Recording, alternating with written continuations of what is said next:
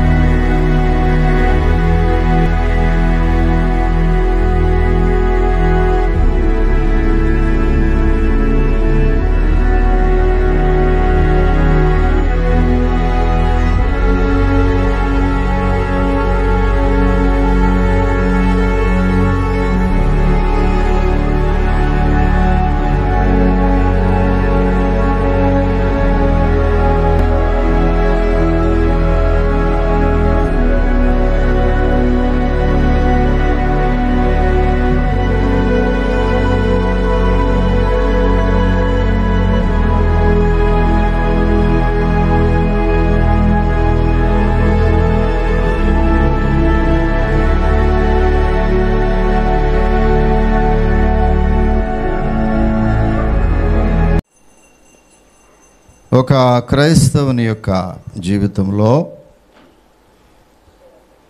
భక్తుడు అంటాడు, ఇది ఒక ఆనంద యాత్ర, ఆత్మీయ యాత్ర. మనము ఈ లోకములో యాత్రికులముగా ఉన్నాం.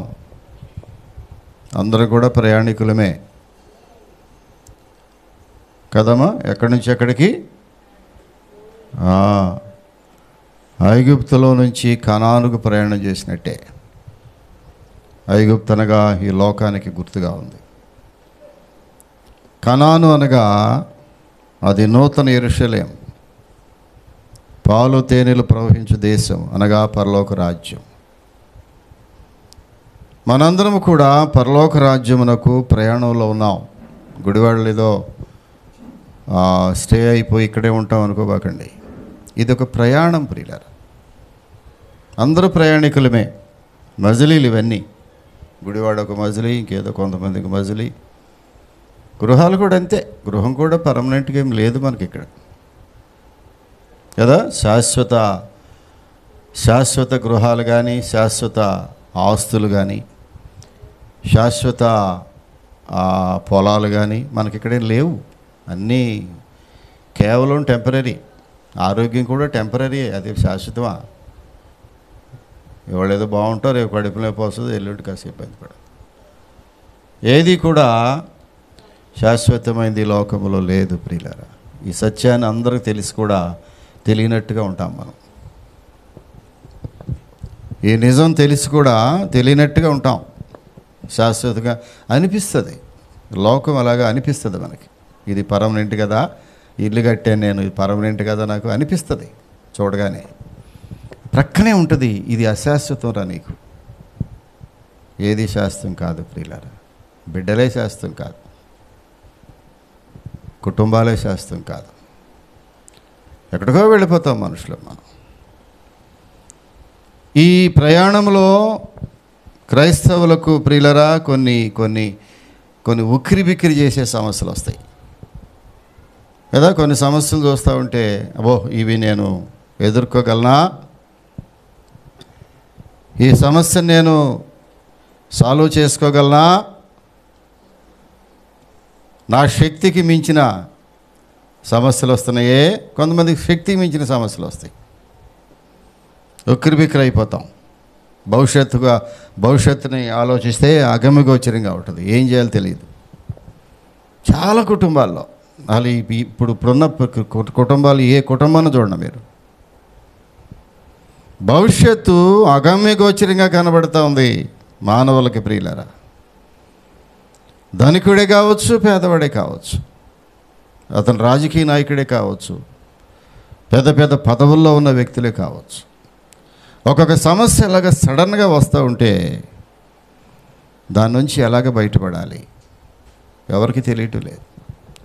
దాన్ని ఎలాగ సాల్వ్ చేయాలో కొంతమంది ఏం చేయాలో తెలిసిన సమస్యలన్నీ చుట్టుముట్టినప్పుడు మాట్లాడేవాళ్ళు కూడా మాట్లాడరు. ఒక్కొక్కళ్ళు ఏమవుతారు, దూరం అయిపోతూ ఉంటారు. ఇది తెలుసు మీకు. మీకు తెలియదే ఉందమ్మా, అసలు వాక్యం వినక్కర్లేదు మీరు, అన్నీ తెలుసు మీకు. మానవుడు సమస్యను ఎదుర్కొంటున్నప్పుడు తోటి మానవుడు సహాయపడటం అట్లా ఉంచి వాడు మన దగ్గర నుంచి పారిపోవటం ప్రారంభిస్తాడు. తుపాకుడు దొరకడెవడు. ఒక సందర్భంలో చెప్పుకుందామన్నా ఎవరో కూడా మిగలరో. అలాంటి సందర్భాల్లో ప్రియులారా వాళ్ళు వెళ్ళిపోతూ నేను హేళన చేసి వెళతారు. ఇది కూడా నిజమే అని నిజాలే చెప్తున్నా నేను, అబద్ధం ఒకటి కూడా చెప్పట్లా. నీ నుంచి వెళ్ళిపోయేవాళ్ళు సైలెంట్గా వెళ్ళరమ్మా. నీ మీద ఏదో ఒక నెపం వేసి నెపం అయిపోతే వెళ్ళలేరండి. తర్వాత ఎప్పటికో తెలుసుకుంటారు. ప్రియులారా, ఈ సమస్యలు ఎన్ని సమస్యలో, కానీ బైబిల్ చెప్తా ఉంది దేవునికి ఎటువంటి సమస్య అయినా ఒకటే. అది పెద్ద సమస్య అయినా చిన్న నీకు అనిపిస్తుంది ఇది పెద్ద సమస్య అని, ఇది చిన్న సమస్యలే పర్లేదని నీకు అనిపిస్తుంది. కానీ దేవునికి ఏ సమస్య అయినా ఒకటే. పెద్ద చిన్న లేదు దేవుని దృష్టిలో సమస్యలకి. ఏ సమస్య అయినా సరే అది దేవుని చేతుల్లో పెడితే, దేవునికి చెప్పుకుంటే, ప్రభువా ఈ సమస్య ఇది అలాగా ఉంది, నా సమస్యను నేను ఎవరూ తీర్చలేని సమస్యలు ఇవి, ఇదిగో నీ చేతుల్లోనే పెడుతున్నాను నేను. దేవుని చేతిలో పెట్టినటువంటి ఏ సమస్య అయినా అవి తప్పక అది పరిష్కారం అవుతుంది. Praise the Lord. చప్పట్లు కొట్టాలి ఒకసారి. మనుషుల చేతుల్లో పెట్టి ఏ సమస్య అయినా అది మరింత జటిలమైపోద్ది. పంచాయతీలు పెడుతున్నారు ఈ మధ్య. సమస్యలు తీసుకెళ్ళి పంచాయతీలో పెడతారు పెద్ద మనుషుల్లో. వాళ్ళ సమస్యను ఏం చేస్తారు తెలిసిన? ఒక్కొక్కడు ఆడో గడ్డేస్తాడు, ఈడో గడ్డేస్తాడు, ఆడో ప్రశ్న ఈడో ప్రశ్న, చివరికి ఆ సమస్య పెద్దది అయిపోద్ది. అప్పుడు నీ దగ్గర 1,00,000 రూపాయలు, అవతలడు 1,00,000 రూపాయలు వసూలు చేస్తాడు, వెళ్ళిపోమంటాడు. సమస్య వచ్చినప్పుడు ఏం చేయాలి? క్రైస్తవ బిడ్డగా నీవు దేవుని చేతుల్లో పెట్టాలి. ప్రభువా ఇది నీ చేతిలో పెడుతున్నాను నేను. దేవుని చేతిలో పెట్టిన ఏ సమస్యకైనా పరిష్కారం ఉంది. అది ఇప్పటికే మన కుటుంబాల్లో దేవుడు ఎన్నో సమస్యల్ని పరిష్కరించాడు. నీ కుటుంబంలో ఎన్ని పరిష్కరించాడో ఇప్పటికీ ఒకసారి నువ్వు ఆలోచిస్తే. ప్రియులారా, ఇక్కడ బైబిల్లో ఒక చోట ఒక పెద్ద సమస్య వచ్చింది. చదువుదామా? పెద్ద సమస్య వచ్చింది. ఈ సమస్యని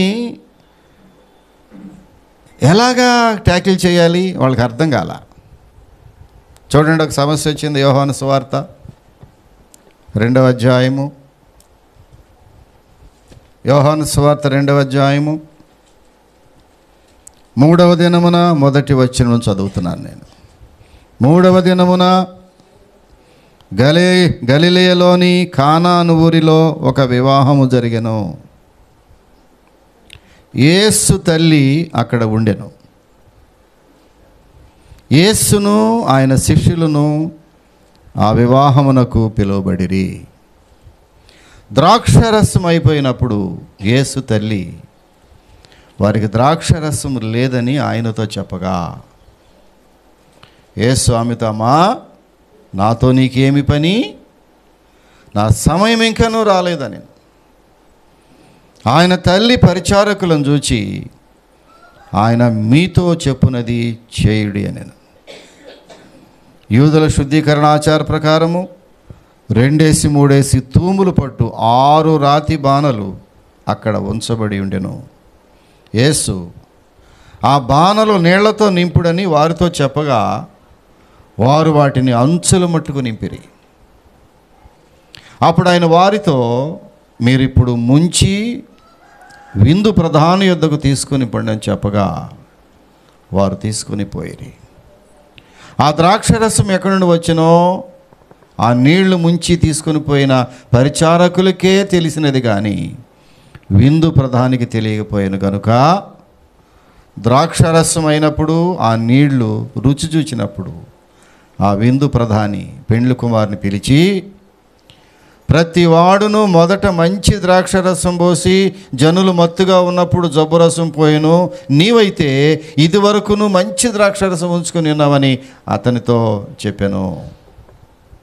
అతనితో చెప్పాను. ప్రియులారు, ఇక్కడ పెద్ద సమస్య వచ్చింది.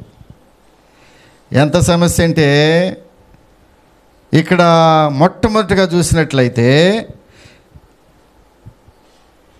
యేసును ఆయన శిష్యులను ఆ వివాహమునకు పిలువబడిరి.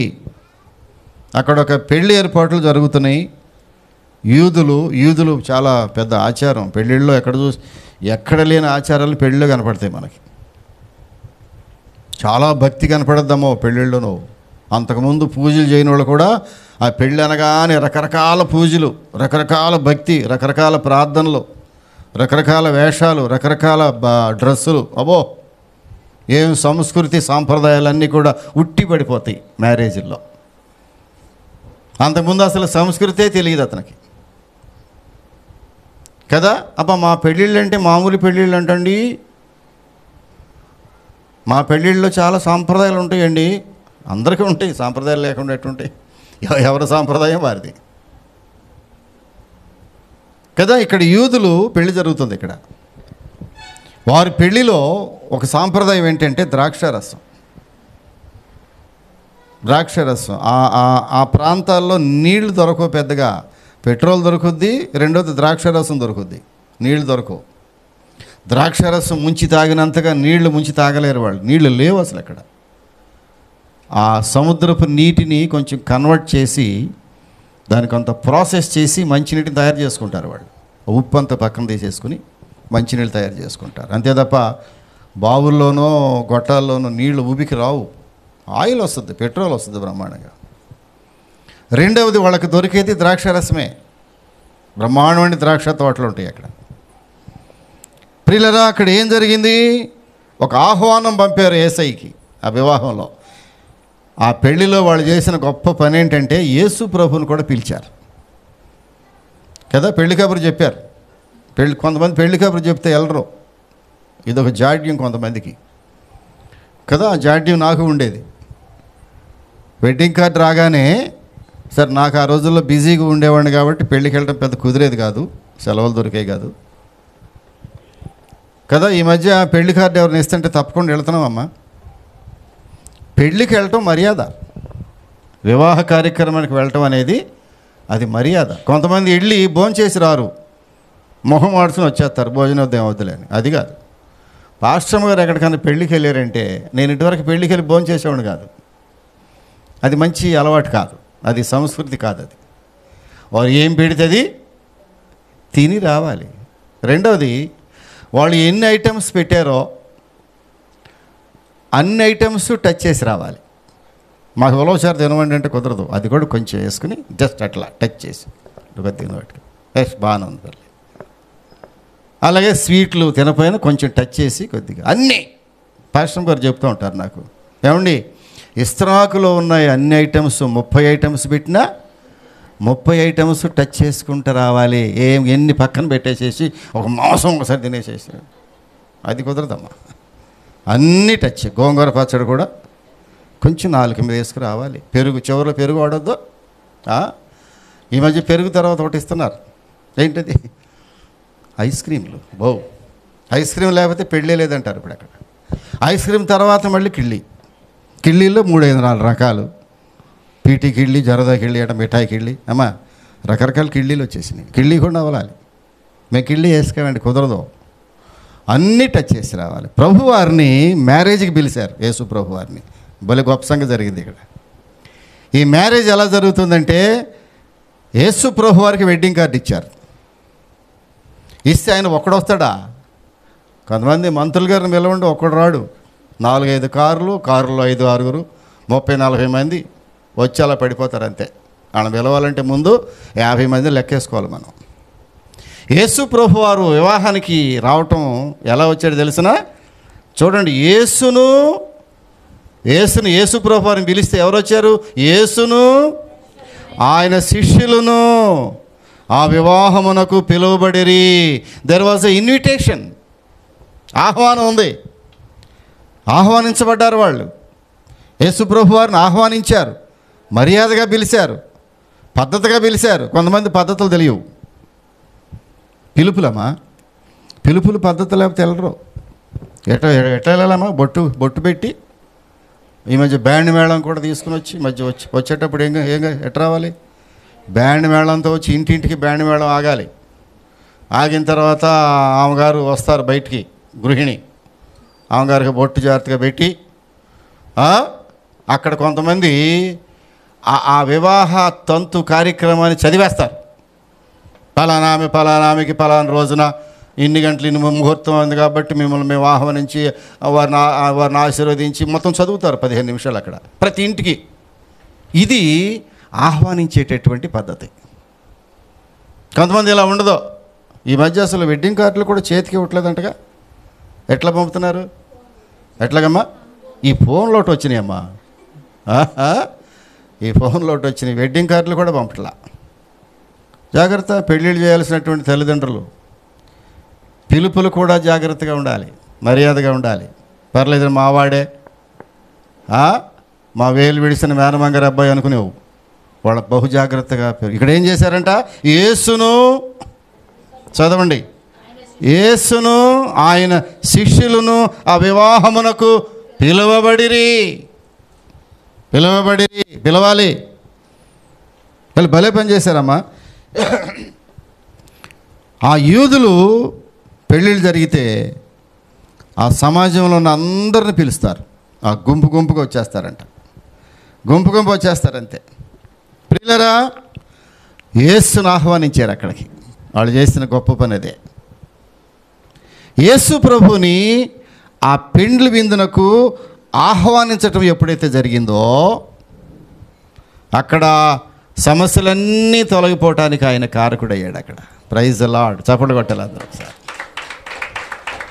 యేసు ప్రభు ఎక్కడ ఉంటే అక్కడ సమృద్ధి. యేసు నీ కుటుంబంలో ఉంటే నీ కుటుంబంలో సమృద్ధి. యేసు నీ కుటుంబంలో అడుగు పెడితే నీ కుటుంబంలో ఆశీర్వాదము. చాలామంది గృహాల్లో యేసు లేడు, ఆహ్వానించడంలా కదా. పెద్ద వాళ్ళు ఎంతోమందిని ఆహ్వానిస్తావు నీవు. యేసు ప్రభుని ఎప్పుడైనా ప్రభువా నువ్వు మా ఇంటికి రా ప్రభువా అని ఎప్పుడైనా ఆహ్వానించావా? ప్రియులరా, యేసు ప్రభు లేకుండానే నేను దాదాపుగా 35 సంవత్సరాలు యేసు లేకుండానే జీవించేశా. కానీ ఆయన నన్ను కాపాడితే ఉన్నాడు, కానీ నా గృహంలో యేసు లేడు. ఎప్పుడైతే గృహంలో యేసు ప్రభు లేడో, గమనించండి ప్రియులరా, అన్ని పోట్లాటలే, అన్ని పోరాటములే, అన్ని అపార్థములే, అన్ని మిస్అండర్స్టాండింగ్సే. భార్యాభర్తల మధ్యలో అపోహలు, మిస్అండర్స్టాండింగ్స్ ఎప్పుడు వస్తాయంటే యేసు లేకపోతే.